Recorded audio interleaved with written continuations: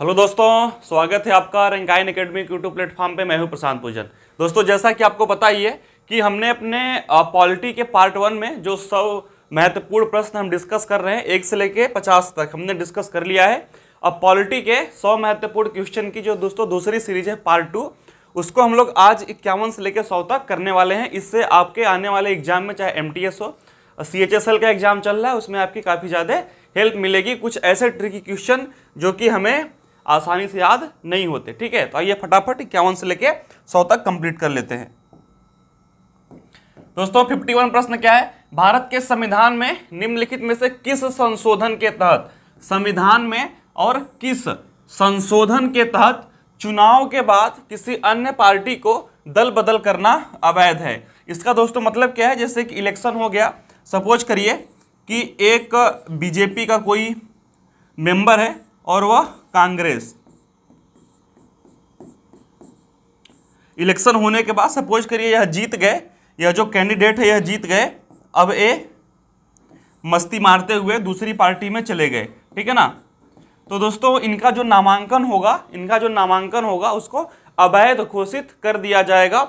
यह प्रावधान कब किया गया? तो दोस्तों यह प्रावधान जो है वह 52वें संशोधन के तहत दल बदल कानून का प्रावधान देश में लाया गया। तो यदि आपसे पूछे कि देश में दल बदल कानून का प्रावधान कौन से संशोधन के तहत है, तो आर्टिकल और मतलब कि 52 संशोधन के तहत है, आर्टिकल नहीं। निम्नलिखित में से कौन सा अनुच्छेद सर्वोच्च न्यायालय की सहायक शक्तियों से संबंधित है? ठीक है ना। इसमें से दोस्तों यह प्रश्न आया हुआ है कि निम्नलिखित में से कौन सा अनुच्छेद जो कि सुप्रीम कोर्ट है उसकी सहायक शक्तियों से संबंधित है? ऑप्शन है आपके आर्टिकल 143, 140, आर्टिकल 138 या फिर आर्टिकल 150। दोस्तों आर्टिकल 140 जो है यह सुप्रीम कोर्ट की जो सहायक शक्तियां होती है इससे संबंधित है, आर्टिकल 140। ठीक है, यह इंपॉर्टेंट क्वेश्चन है। अब बात करते हैं कि भारत के संविधान का निम्नलिखित में से कौन सा अनुच्छेद धर्म की स्वतंत्रता के अधिकार की गारंटी देता है कि भारत में आपको हर धर्म मानने का अधिकार होगा, अपने धर्म को प्रचार प्रसार करने का अधिकार होगा, हर धर्म मजहब मत को मानने की आपको आज़ादी होगी। यह भारत के संविधान में कौन से आर्टिकल में वर्णित है? दोस्तों आपको पता होना चाहिए कि आर्टिकल 12 से लेकर 35 तक हमारा फंडामेंटल राइट है, मौलिक अधिकार है। और उसी में दोस्तों आर्टिकल जो 25 से लेकर 28 है, ठीक है ना, जो आर्टिकल 25 से लेकर 28 है, इसमें आपको धर्म मजहब मत स्वतंत्रता से मानने का अधिकार है। और जो अल्पसंख्यक है वो किस तरीके से अपने धर्म का प्रचार प्रसार कर सकते हैं, यानी कि धर्म से संबंधित जो भी बातें हैं वो आर्टिकल 25 से लेकर 28 में वर्णित हैं। ठीक है, आइए अगले प्रश्न पर चलते हैं। भारत के संविधान के किस संशोधन ने, दोस्तों भारत के संविधान के किस संशोधन ने संविधान की पहली अनुसूची में संशोधन करके गोवा, दमन और दीव को भारत के 8वें केंद्र शासित प्रदेश के रूप में शामिल किया है? ठीक है ना। तो दोस्तों भारत के किस संशोधन के तहत गोवा और जो दमन और दीव है उसको 8वें केंद्र शासित प्रदेश के रूप में शामिल किया है? तो इसका आंसर क्या होगा? 12वां। ठीक है ना, इसका आंसर क्या होगा? 12वां। तो 54 का 12वां। ठीक है ना, यह दोस्तों पुराना है, फिर ये बदलता रहता है। भारत के संविधान के निम्नलिखित में से किस अनुच्छेद में देवनागरी लिपि, दोस्तों जो हम हिंदी यहाँ पर लिखे हैं इसकी भाषा क्या है? ठीक है ना, जो इसकी लिपि है वह कौन सी है? देवनागरी है। ठीक है, जो हम ये हिंदी लिखे हुए हैं इसकी लिपि क्या है? देवनागरी है।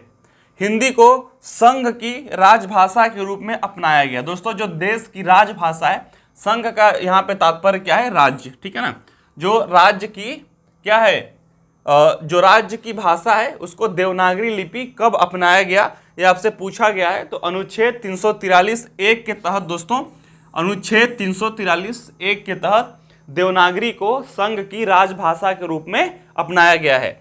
तो 55 का आंसर क्या होगा? 343(a). ठीक है, बात करते हैं भारत के संविधान के निम्नलिखित में से किस संशोधन ने घोषित किया कि संसद के पास अनुच्छेद 368 यानी कि संविधान में संशोधन का अधिकार, इस तरह के अधिनियम के तहत किसी भी मौलिक अधिकार को कम करने या हटाने की शक्ति है अनुच्छेद 13 के अर्थ के तहत कानून नहीं होगा। दोस्तों मैं आपको बता दूं कि 20वां अमेंडमेंट हुआ था उसके तहत यह बोला गया था कि अनुच्छेद 368 और इस तरह के अधिनियम के तहत किसी भी मौलिक अधिकार को कम करने या हटाने की शक्ति है। अनुच्छेद 13 के अर्थ के तहत यह कानून नहीं होगा, ठीक है ना, यानी कि हम उसको कम या हटा सकते हैं 20वें अमेंडमेंट के तहत। तो 56 का आंसर क्या होगा? 20वां।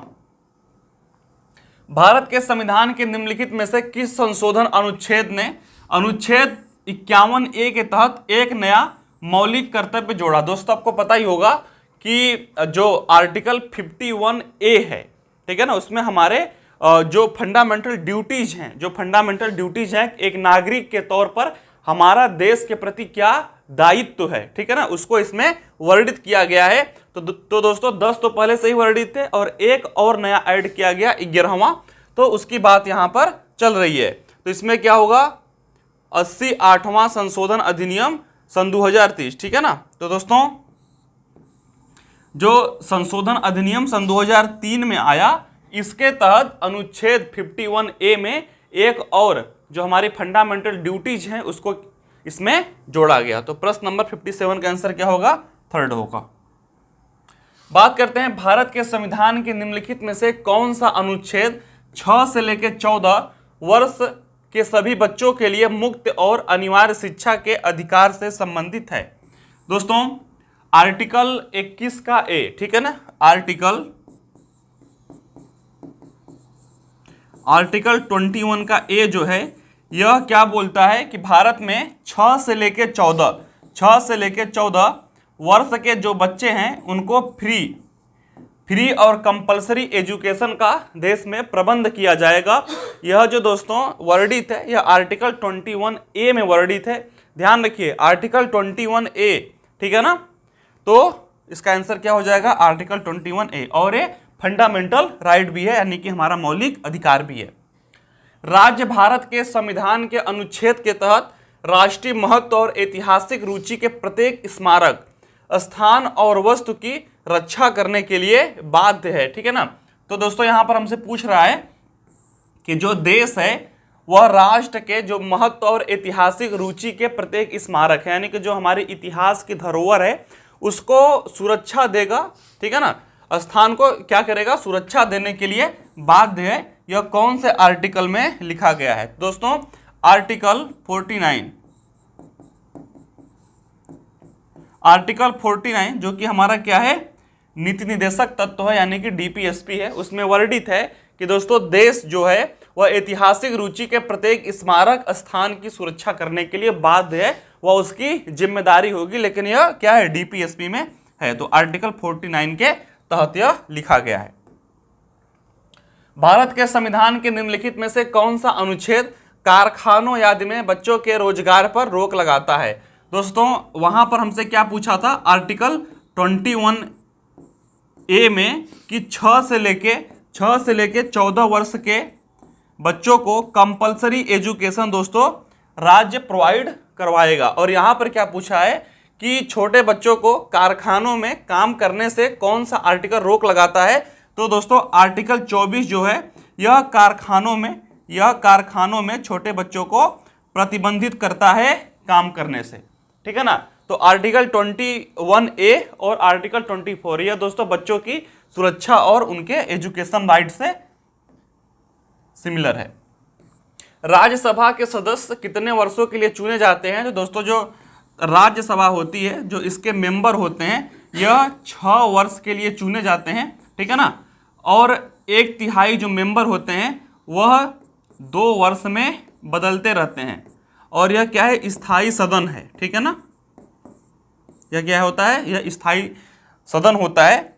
और 35 वर्ष की उम्र चाहिए इसमें सदस्य बनने के लिए। और दोस्तों भारत के उपराष्ट्रपति इसके अध्यक्ष होते हैं।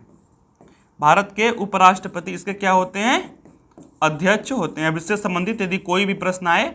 और यह दोस्तों जो राज्यसभा होती है यह कभी भी भंग नहीं होती है लोकसभा की तरह। इसमें 1/3 यानी कि 33% लोग प्रत्येक 2 वर्ष में बदलते रहते हैं। बात समझ में आ गई? तो यहाँ पर कुछ बातें हैं जो आप लोग ध्यान रखिएगा। ये 6 वर्ष के लिए होते हैं, 1/3 लोग 2 वर्ष में बदलते रहते हैं। दोस्तों यह सदन स्थायी होता है और इसमें 35 वर्ष उम्र चाहिए। और भारत के जो उपराष्ट्रपति होते हैं यह इसके क्या होते हैं, अध्यक्ष होते हैं, ठीक है ना। तो इतना बात आप लोग ध्यान में रखिएगा। तो इसमें हमारा प्रश्न क्या है कि राज्यसभा के सदस्य कितने वर्षों के लिए चुने जाते हैं, 2, 3, 5 और 6। दोस्तों इसका आंसर क्या हो जाएगा, 6 वर्ष हो जाएगा। बात करते हैं भारतीय संसद द्वारा विश्व संसदीय प्रणालियों के लिए कौन सी नवीन चर्चा प्रक्रिया शुरू की गई है। दोस्तों जो शून्य काल है, जो कि सबसे पहले स्टार्ट होता है संसद में, जो विधायिका है वह कार्यपालिका से प्रश्न पूछती है कि देश में किस तरीके से कार्य चल रहे हैं। यह जो दोस्तों शून्य काल का प्रावधान है यह विश्व में कहीं भी नहीं है और यह सिर्फ भारत में है, ठीक है ना। तो भारतीय संसद द्वारा विश्व संसदीय प्रणालियों के लिए कौन सी नवीन चर्चा प्रक्रिया शुरू की गई है, तो यह क्या है, यह शून्य काल है, ठीक है ना। शून्य काल जैसा प्रावधान विश्व के किसी भी संसद में नहीं देखा जाता, यह सिर्फ भारत में ही देखा जाता है। किस वर्ष हाउस ऑफ द पीपुल का नाम लोकसभा रखा गया। दोस्तों सन 1954 में हाउस ऑफ द पीपुल का नाम लोकसभा रखा गया, ठीक है ना। जो हमारा निम्न सदन होता है और जो देश से सांसद लोग चुन के उसमें बैठते हैं, विधायिका और कार्यपालिका वहां पर कार्य करती है, और उसका बनने के लिए कितनी उम्र चाहिए, 30 वर्ष, ठीक है ना। दोस्तों एक यहां पर आप लोग देख लीजिएगा,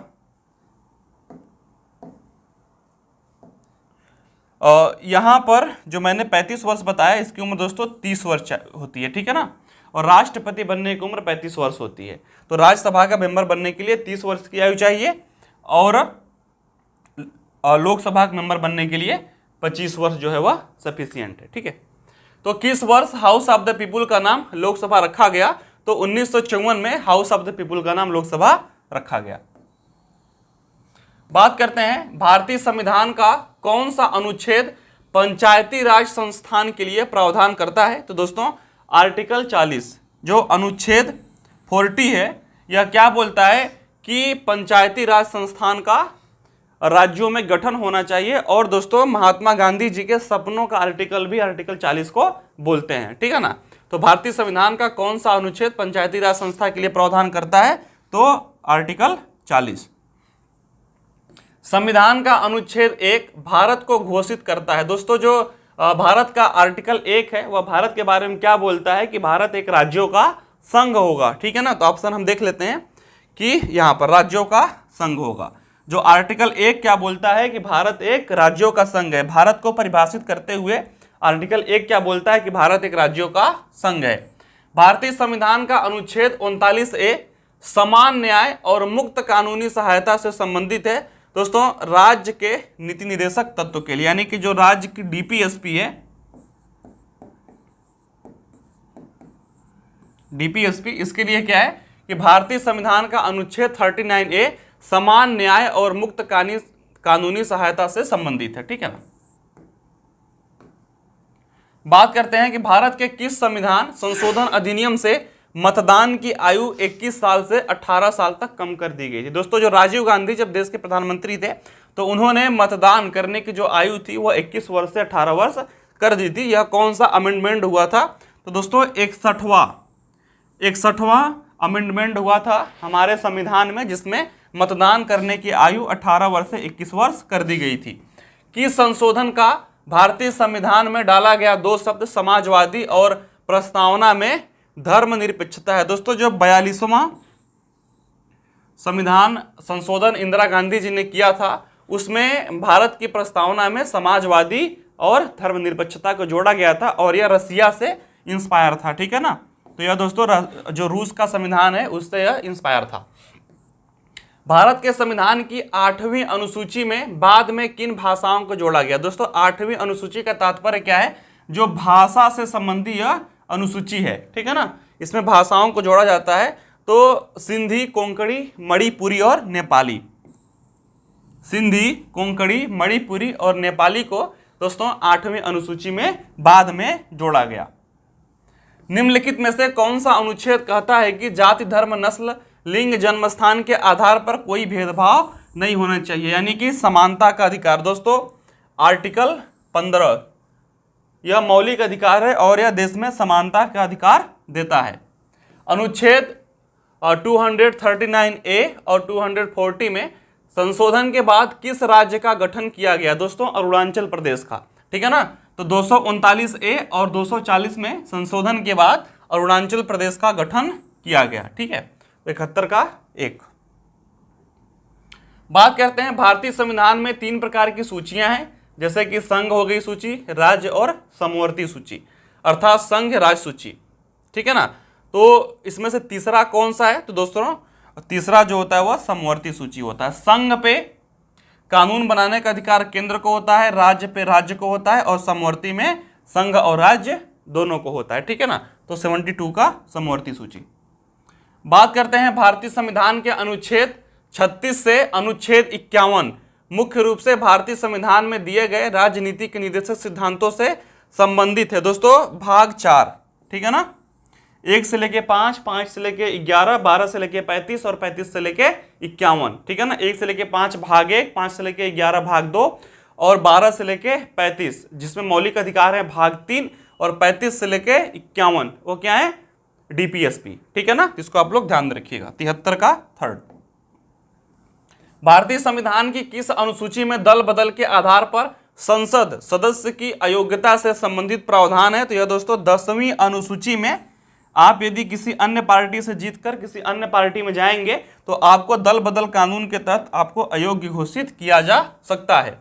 सार्वभौमिक वयस्क मताधिकार के आधार पर चुनाव कराने वाला भारत का पहला राज्य कौन सा था? ठीक है ना। सार्वभौमिक मतलब कि जितने लोग वयस्क हैं, जितने लोग एक आयु को पार कर चुके हैं, वह सभी लोग वोट देंगे। ऐसा दोस्तों भारत का मणिपुर राज्य था, जो सबसे पहले सार्वभौमिक वयस्क मताधिकार के आधार पर अपने राज्य में इलेक्शन करवाया था। भारत में लोकपाल के लिए लोगो किसने डिजाइन किया था? दोस्तों भारत में लोकपाल यानी कि जो भ्रष्टाचार ब्यूरोक्रेसी में है उसको दूर करने के लिए जो लोकपाल बना, उसका डिजाइन दोस्तों प्रशांत मिश्रा ने डिजाइन किया था। भारत के संविधान का 42वां संशोधन अधिनियम किस वर्ष किया गया था? दोस्तों 42वां संशोधन अधिनियम 1977 में किया गया था, ठीक है ना। बात करते हैं भारत के संविधान के अनुच्छेद में कहा गया है कि उच्च न्यायालय के न्यायाधीश की नियुक्ति राष्ट्रपति द्वारा भारत के मुख्य न्यायाधीश और राज्य के राज्यपाल के परामर्श से होगी। यह दोस्तों आर्टिकल 217 की बात यहां पर चल रही है, जिसमें यह बोला गया है कि उच्च न्यायालय के न्यायाधीश की नियुक्ति जो राष्ट्रपति और भारत के मुख्य न्यायाधीश जो होंगे, ठीक है ना, वह राज्य के राज्यपाल के परामर्श से की जाएगी। तो क्वेश्चन नंबर 78 का आंसर क्या होगा? 217, आर्टिकल 217। वर्ष 1963 में संशोधन द्वारा नागालैंड भारत संघ का हिस्सा बन गया। दोस्तों जब 13वां संशोधन हुआ था 1963 में, तो जो नागालैंड था वह भारत का हिस्सा बन गया था, ठीक है। भारत के पूरे क्षेत्र में स्वतंत्र रूप से घूमने का अधिकार भारत के संविधान के तहत एक मौलिक अधिकार है। यह दोस्तों किसमें वर्णित है? तो आर्टिकल 19 में, ठीक है ना। वाक और अभिव्यक्ति की आजादी, हमें बोलने का अधिकार और आजादी से अपने देश में कहीं भी घूमने का अधिकार आर्टिकल 19 में वर्णित है। यह दोस्तों एक मौलिक अधिकार है, ठीक है। संविधान संशोधन अधिनियम सन 2002 सभी बच्चों को मुक्त और अनिवार्य प्राथमिक शिक्षा कराता है। यह अमेंडमेंट कब हुआ था? तो दोस्तों जो 6वां अमेंडमेंट हुआ था, यह सभी बच्चों को मुक्त और अनिवार्य प्राथमिक एजुकेशन की बात करता है, ठीक है ना। इसको हम आर्टिकल 21A और आर्टिकल 24 में भी हम इसको देख चुके हैं, इसके प्रावधान वर्णित हैं। 124वां संशोधन विधेयक सन 2019 संबंधित है 3 तलाक, एयर इंडिया का निजीकरण, GST या फिर आर्थिक आरक्षण। दोस्तों यह आर्थिक आरक्षण की बात यहाँ पर करता है, ठीक है ना। 124वां अमेंडमेंट सन 2019, जिससे EWS वालों को 10% आरक्षण दिया गया है इसी आर्थिक आधार के आधार पर। भारत का संविधान युद्ध, बाहरी आक्रमण या सशस्त्र विद्रोह के कारण आपातकाल से संबंधित है। दोस्तों आर्टिकल 352 जो कि जर्मनी से इंस्पायर होकर भारत में जोड़ा गया है, यह 3 कंडीशन में भारत में आपातकाल लगा सकता है। पहला क्या है? फाइट युद्ध हो गया, बाहरी आक्रमण हो गया, या फिर भारत के अंदर ही सशस्त्र विद्रोह हो गया। ठीक है, तो तीन आधार पर आर्टिकल 352 के तहत यह इमरजेंसी भारत के जो प्रेसिडेंट हैं वह इमरजेंसी घोषित कर सकते हैं। भारत के संविधान के किस अनुच्छेद में लोकसभा में अनुसूचित जाति और अनुसूचित जनजाति, ठीक है ना, एससी और एसटी के लिए सीटों के आरक्षण का प्रावधान है? दोस्तों अनुच्छेद 330 के तहत भारत में एससी और एसटी सीटों के आरक्षण का प्रावधान है। 330। 73वें संविधान संशोधन अधिनियम द्वारा भारतीय संविधान की कौन सी अनुसूची जोड़ी गई है? दोस्तों 73 जो कॉन्स्टिट्यूशन अमेंडमेंट हुआ उसके तहत 11वीं अनुसूची जोड़ी गई थी। ठीक है ना, 73वें में 11वीं अनुसूची जोड़ी गई थी। डॉक्टर अंबेडकर के अनुसार कौन सा अनुच्छेद भारतीय संविधान का सबसे महत्वपूर्ण अनुच्छेद है? दोस्तों अनुच्छेद 32 के मौलिक अधिकार को कभी भी खत्म नहीं किया जा सकता। तो आर्टिकल 86 का थर्ड, ठीक है ना, 32वां जो आर्टिकल है वह बी.आर. अंबेडकर के सपनों का आर्टिकल है। ठीक है, निम्नलिखित में से कौन सा लेख शीर्षकों के उन्मूलन से संबंधित है? दोस्तों अनुच्छेद 18 में क्या बोला गया है कि आप पद धारण नहीं कर सकते, जैसे कि लॉर्ड हो गए, जहां पनाह हो गए, ठीक है ना, ऐसे पद आप धारण नहीं कर सकते। सिर्फ शिक्षा और सेना में ही आपको पद दिया जा सकता है, यानी कि नाम पद वाला, आपके नाम के साथ कोई पद जोड़ दिया जाए। तो 87 का अनुच्छेद 18। निम्नलिखित में से कौन सा संशोधन भारत में विशेष बहुमत द्वारा ही किया जा सकता है? ठीक है ना, तो नए राज्य का प्रवेश, ये तो आसान है। संसद सदस्य के वेतन और भत्ते, राष्ट्रपति के भत्ते। अनुच्छेद 368 के माध्यम से संविधान में संशोधन। दोस्तों जो संविधान में संशोधन करने वाला आर्टिकल है, यदि उस आर्टिकल में ही बदलाव करना है तो उसके लिए विशेष बहुमत की आवश्यकता होगी, यानी कि लोकसभा और राज्यसभा में 2/3 और भारत के आधे राज्यों का आपको समर्थन होना चाहिए। ठीक है ना, तो 88 का 4 आंसर हो जाएगा। भारतीय संविधान की 8वीं अनुसूची में कितनी भाषाओं को मान्यता दी गई है? दोस्तों 22। और कौन अंत में जोड़ी गई है उसका नाम हमने पहले ही बता दिया है। भारतीय संविधान का निम्नलिखित में से कौन सा अनुच्छेद कानून के समक्ष समानता के अधिकार से संबंधित है? आर्टिकल 14। ये कानून सबके लिए समान है और कानून के लिए सब समान है। ठीक है, तो 90 का क्या हो जाएगा? 14। भारतीय अनुच्छेद 324 से लेकर 329 संविधान निम्नलिखित किससे संबंधित है? दोस्तों इलेक्शन करवाने से लेकर, जो भारत में इलेक्शन होते हैं और इलेक्शन कराने का जो प्रावधान है वह आर्टिकल 324 से लेकर 329 में लिखा गया है। ठीक है, भारतीय संविधान का अनुच्छेद 21A निम्नलिखित में से संबंधित है। दोस्तों शिक्षा का अधिकार, अभी हमने पढ़ाया था कि जो 6 से लेकर 14 साल के बच्चे हैं उनके लिए अनिवार्य एजुकेशन की व्यवस्था की जाएगी। और आर्टिकल 24 में हमने क्या बताया था कि छोटे बच्चे कारखाने में कार्य नहीं करेंगे। निजता का अधिकार के अंतर्गत आता है दोस्तों आर्टिकल 21 निजता का अधिकार। ठीक है ना, कि हमें अपने प्राइवेसी का हम ख्याल रख सकते हैं। राज्यसभा के लिए मनोनीत पहली महिला फिल्म स्टार कौन थी? दोस्तों नरगिस दत्त। ठीक है ना, और संजय दत्त की मदर।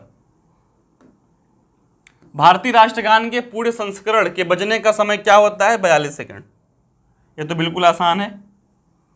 भारतीय कम्युनिस्ट पार्टी की स्थापना कब हुई थी? दोस्तों जो लेफ्ट पार्टी है, जो भारत में लेफ्ट पार्टी है, भारतीय कम्युनिस्ट पार्टी, इसकी स्थापना 1925 में हुई थी। कब हुई थी? 1925 में हुई थी। भारत में लोकपाल विधेयक निर्माण में मुख्य भूमिका किसने निभाई थी? दोस्तों अन्ना हजारे। आप लोग को पता होगा दिल्ली में आंदोलन पे बैठ गए थे, अब या भी मर जाएंगे या फिर विधेयक को पास ही करवा देंगे। विधानसभा और चुनाव सन 2013 में निम्नलिखित में से किस राज्य में सबसे खराब मतदान प्रतिशत दर्ज किया गया था? दोस्तों मिजोरम में। ठीक है ना, मिजोरम राज्य में जो विधानसभा सन 2013 हुआ था, यहाँ पर सबसे कम प्रतिशत में मतदान पड़े थे। निम्नलिखित में से किस उच्च न्यायालय ने सन 2009 के दौरान भारत में समलैंगिक यौन संबंधों को वैध बताया था? दोस्तों दिल्ली।